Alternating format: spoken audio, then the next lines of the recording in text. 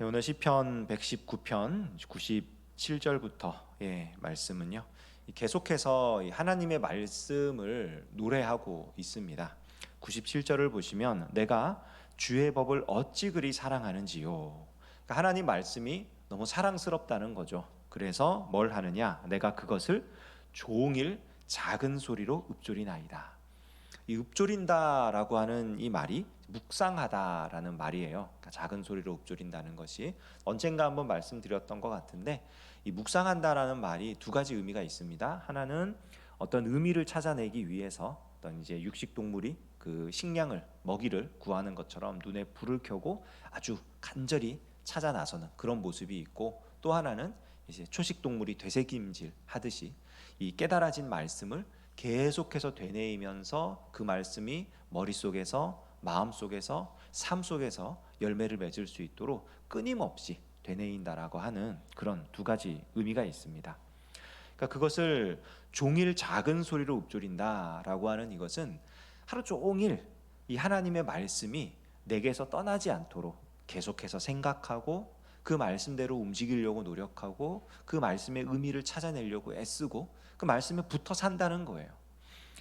제가 군에서 있던 시절에 군종병 그 형제가 물어본 적이 있어요. 저한테 뜬금없이 목사님은 설교 준비를 언제 하십니까? 이런 질문을 하는 거예요.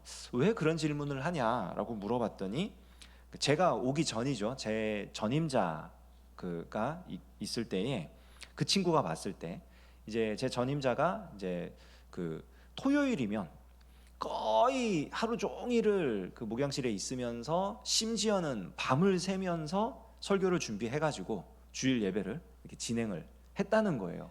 근데 그 친구가 이제 저를 봤는데, 저는 토요일 날 하루 종일 목양실에 붙어 있는 것도 아니고 밤을 새는 것도 아니고, 그러니까 이 친구는 너무 황당한 거죠. 왜 목사님이 설교 준비를 안 하지?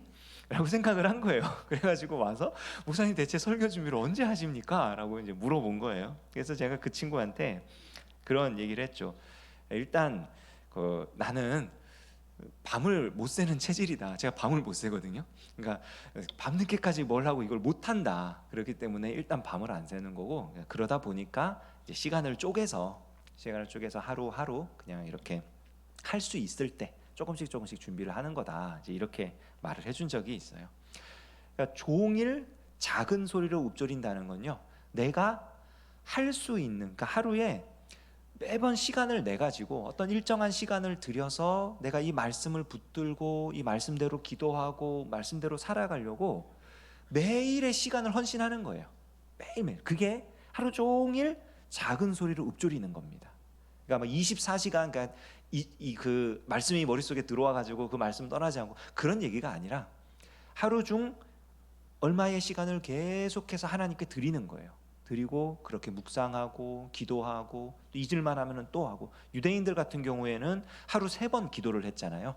그러니까 이게 사실은 그냥 내가 뭐 바라는 게 있어서 하나님께 이거 해주세요 저거 해주세요 하는 기도 시간이라기보다, 그 시간들을 통해서 최소한 하루에 3번은 하나님의 말씀을 기억해내고 그 말씀을 묵상하며 말씀대로 살아가려고 애쓰는 노력을 했다는 뜻입니다.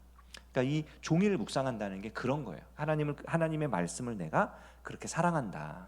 근데 왜 사랑하느냐?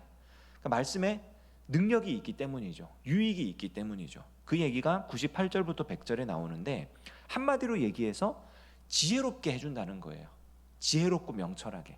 근데 어떤 지혜와 어떤 명철이냐면요, 98절에 보면 원수보다 지혜롭게. 원수보다. 그러니까 보통 원수는 뭐냐면 대적입니다. 그러니까 나를 해하려고 작정하고 오는 사람들이에요. 한국 사람들이 참 신기합니다. 다른 나라 사람들이 이해하지 못하는 것 중에 하나가, 이제 카페 같은 데 가면 사람들이 이제 앉아 있다가 뭐 주문한 음료가 나온다든지 뭐 하면은 이 자리에 핸드폰이나 노트북이나 이런 걸 두고 가서 가져옵니다. 외국 사람들은 이해를 못해요. 왜냐하면 외국 사람들은요, 핸드폰을 길거리에 들고 다니다 보면 이걸 낚아채 가고요, 노트북이 그 자리에 있었다 그러면 그건 그냥 자기 겁니다. 눈에 보이는 사람 거에 그냥 휙 들고 가버려요. 그러니까 아주 보편적인 그건데 한국 사람들은 신기하게 그런 걸 냅두고 그러니까 몸이 갔다 와요. 사람이 안 지키고 있어도 사람들이 그 노트북과 핸드폰을 보면서 카페에서 저거 내 거야라고 하지 않고 아유 저 사람 저 자리 내가 앉아야 되는데 왜 저렇게 갔지라고 오히려 이상한 걸 탐내는 참 신기한데 한국 사람들이 참지 못하는 게 하나 있죠. 자전거 같은 거. 그럼 무조건 막 가져간다고 그런 얘기를 많이 합니다. 그래서 자전거를 저도 예전에 자전거를 한 3번 정도 도난을 맞았어요. 그러니까 생기기만 하면 가져가는 거예요. 그런 식으로 도난을 많이 맞아봤는데 이거를 안 가져가게 하려고 뭐 자물쇠도 걸어놔 보고 뭐 2개를 묶어놔 보기도 하고 뭐 갖은 수를 써봤습니다. 근데 다음날 아침에 내려가 보면 없어요. 그러니까 작정하고 가져가면 못 막는 거죠. 그거를 원수들이요 우리를 공격할 때 작정하고 공격을 합니다. 그렇기 때문에 사실은 그 원수들은 언제나 우리보다 강하고 언제나 우리보다 똑똑해요. 그래서 힘든 거예요. 근데 이 시인이 뭐라고 고백하는 거냐면 하나님의 말씀에 붙들려 있을 때 하나님이 나와 함께 하시니까 주의 계명들이 나와 함께 하심으로 내가 원수보다 지혜로울 수 있다. 그러니까 원수들의 계략을 이겨낼 수 있다. 그들이 쓰고 있는 모든 술수와 방책과 이런 것들을 하나님께서 무효화시킬 수 있다. 나를 보호해 주신다. 그런 고백이고요. 99절에는 나의 명철함이 나의 모든 스승보다 낫다. 그러니까 스승이 어떤 존재입니까? 날 가르쳐 준 존재잖아요. 나한테 지식을 전달해 준 분이고 나에게 인생을 가르쳐 준 분이고 그런데 하나님의 말씀이 나로 하여금 스승들보다 뛰어날 수 있도록 100절에도요. 나의 명철함이 노인보다 낫다. 이스라엘 사회에서 노인은요. 지혜 있는 자들입니다. 삶의 연륜이 있어가지고 삶을 통찰하고 있는 사람들이에요. 근데 그런 사람들보다 더 낫게 만들어주는 게 뭐다? 하나님의 말씀이다. 그러니까 시인이 이 말씀을 묵상하지 않을 수가 없는 거예요.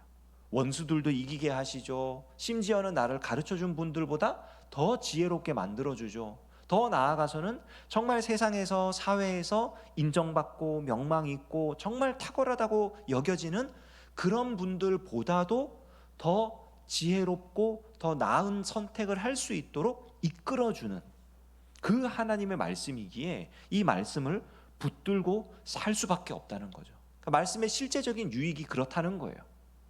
그러면은 이 말씀의 유익이 그렇게 나를 지혜롭고 명철하게 하는데 그럼 그것의 실제 내용은 뭐냐? 101절부터 104절까지 나오는 내용을 한마디로 얘기하면요. 그래서 내가 그 말씀을 붙드니까 어떤 삶을 사냐면 악한 길에서부터 떠난 삶을 산다라는 겁니다. 악한 길로 가지 않는다. 주의 규례들에서 떠나지 않는다. 말씀을 달게 받고 모든 거짓 행위를 미워한다. 그러니까 올바르게 산다는 거예요. 올바르게. 항상 이득이 되는 행동을 한다는 게 아닙니다. 항상 올바르게 산다는 겁니다. 그러면 하나님께서 나의 삶을 가장 지혜롭고 가장 행복한 길로 이끌어 주신다는 거예요. 이게 놀라운 고백인 거죠.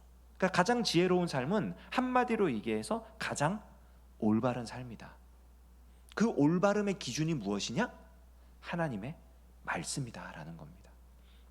이 말씀의 기준에 따라서 나의 모든 이 말씀에서 벗어나 있는 다른 행동들을 근절하고 절제하고 그리고 말씀이 요구하시는 바에 따라 이 말씀대로 살아갈 때 나의 삶이 명철하고 지혜로우며 세상의 어떤 사람들보다도 탁월한 삶을 살게 된다는 거죠. 그리고 그 삶의 실제 내용이 뭐냐? 남들보다 뭐 돈을 더 잘 번다든지 남들보다 더 뭐 사회적인 지위가 올라간다든지 남들보다 뭐 싸워서 무조건 이긴다든지 이런 내용이 아니라 올바르다는 거예요. 올바르다. 바르게 살아가게 하시는 그 삶, 바르게 살아가는 그 삶이 바로 가장 지혜롭고 명철한 삶이라고 고백하는 것입니다. 여기서 우리가 2가지만 더 생각을 해볼 건데요. 우리가 읽지 않았지만 105절부터 또 뒤에 나오는 2개의 연이 오늘 하루 더 해당하는 거잖아요. 105절 말씀을 보시면 이런 말씀이 있습니다. 주의 말씀은 내 발의 등이요 내 길의 빛이니이다. 이 발의 등이다, 길의 빛이다라는 게 우리가 이스라엘 사람들의 이제 풍습을 좀 알아야 되는데 어두운 밤에 예전에 이제 시골 이렇게 가면 이제 외갓집에도 가보면 산에 있었거든요. 저희 외갓집은 산 꼭대기에 있었는데 거기 가면은 이렇게 큰 후레쉬가 있습니다. 커다란 후레쉬가 있어서 그거를 딱 비추면은 정말 무슨 서치라이트 비춘 것처럼 뭐 건너편 산 꼭대기까지 막 이렇게 비춰지고 길이 환하게 보여져요. 그래서 어두운 밤길을 걸을 때 후레쉬 하나면 그냥 그 길을 대낮처럼, 뭐 정말 대낮은 아니지만 그래도 환히 보고 걸어갈 수 있습니다. 근데 이스라엘 사람들은 이 시대에는 아직 전기를 이용한 후레쉬가 없었잖아요. 그러니까 이 사람들은 밤에 등불을 이제 가지고 다니는데 우리 생각처럼 이렇게 뭐 호롱불 이렇게 해가지고 대를 만들어서 이렇게 다니질 않습니다. 그 등을 어디에 다냐면은 자기 발 밑에 달아요. 발에다가 이렇게 등불을 달아놓는 겁니다. 그럼 우리가 생각했을 때 아니 등불을 이렇게 대에다가 달아가지고 좀 멀리 들고 다니면 더 앞이 더 환하게 보이고 그럴 텐데 발 앞에다가 달면은 너무 이게 시야가 좁아지지 않는가 이런 생각이 들 수 있거든요, 실제로. 그런데 이 지역은요, 이 고대 근동 이스라엘 이 지역은요 길가에 돌이 많아요. 포장 도로가 아닙니다. 요즘 시대도 아니고. 그래서 멀리만 보고 가잖아요. 내가 갈 길 저곳을 향해서 가잖아요. 그러면은 반드시 돌부리에 걸려 넘어집니다. 그러면 등도 깨지고 더 나아갈 수 없게 되겠죠. 그래서 그 발에 걸려 넘어지게 하는 돌을 피하기 위한 가장 좋은 방법이 뭐냐? 발에다가 등을 다는 거예요. 그러면 한 걸음씩 한 걸음씩 안전하게 내디딜 수 있는 겁니다. 말씀을 따라 살아가는 지혜가 그런 거예요. 목적을 세워놓고 이 목적을 이루기 위하여 내가 달려나간다. 하나님, 저 목적을 성취하게 해주세요. 그게 아니고 하나님, 여기서 내가 바른 선택을 하게 해주십시오. 이 상황에서 올바른 길을 갈 수 있게 해주십시오. 멀리 보는 게 아니에요. 그냥 바로 앞을 보면서 지금 이 순간의 선택이 올바르냐 올바르지 않느냐 이것만 따지는 겁니다. 그리고 바른 길로 나아가는, 그게 발의 등이고 길의 빛인 거예요. 또 113절에 보면 이런 말씀이 있습니다. 내가 두 마음 품는 자들을 미워하고 주의 법을 사랑하나이다. 두 마음 품는 자들, 마음이 갈라진 자들. 이게 뭐냐면은 하나님 말씀도 따르고 말씀 아닌 다른 것도 내게 유익하다면 취하고, 이거는 사실 말씀을 따르지 않는 거예요. 하나님 말씀을 따를 때는요 말씀만 따르는 겁니다. 선택의 기로에서 하나님 말씀을 따르는 길도 있고 말씀을 따르지 않는 길도 있는데 두 가지를 적절하게 잘 조화를 이루어서 말씀도 좀 어느 정도 따르고 그리고 세상 지혜도 좀 어느 정도 따르고 해서 나한테 가장 이익이 되는 길을 선택해야겠다라고 하는 순간 그거는 두 마음을 품은 겁니다. 그거는 말씀을 따르는 게 아니에요. 그러니까 말씀을 따를 때는 한 마음으로 나가는 겁니다. 한 마음으로 한 번에 한 걸음씩, 그리고 올바른 선택을 매 순간 말씀의 기준에 맞추어서 해나갈 때 그것이 바로 하나님 말씀을 사랑하는 삶이고, 그것이 바로 매일의 삶 속에서 말씀을 묵상하는 삶이고, 그것이 바로 말씀에 순종하는 삶입니다. 우리가 그러한 삶을 살아갈 때 하나님께서 우리를 이 시인의 고백처럼 원수보다 지혜롭게, 스승보다 명철하게, 노인들보다 명철하게 이끌어 가실 것입니다. 우리의 삶을 가장 지혜롭고 안전하게 인도해 가시는 우리 하나님을 의지하고 주의 말씀을 따라 살아가는 저와 여러분 되시기를 주님의 이름으로 축원합니다. 기도하겠습니다. 하나님 아버지, 하나님 말씀의 맛이 내게 어찌 그리 단지요 내 입의 꿀보다 더 다니이다 라고 고백했던 이 시인의 고백이 우리의 입술에서도 나오게 하여 주시옵소서. 매일매일의 삶 속에서 언제나 우리의 삶을 인도해 가시는 하나님의 말씀을 붙들고 하나님께서 옳다 하시는 선택을 하며 하나님의 말씀 따라 살아갈 때 주께서 함께 하시고 은혜 내려주시는 놀라운 경험을 하게 하여 주시옵소서. 예수님의 이름으로 기도합니다. 아멘.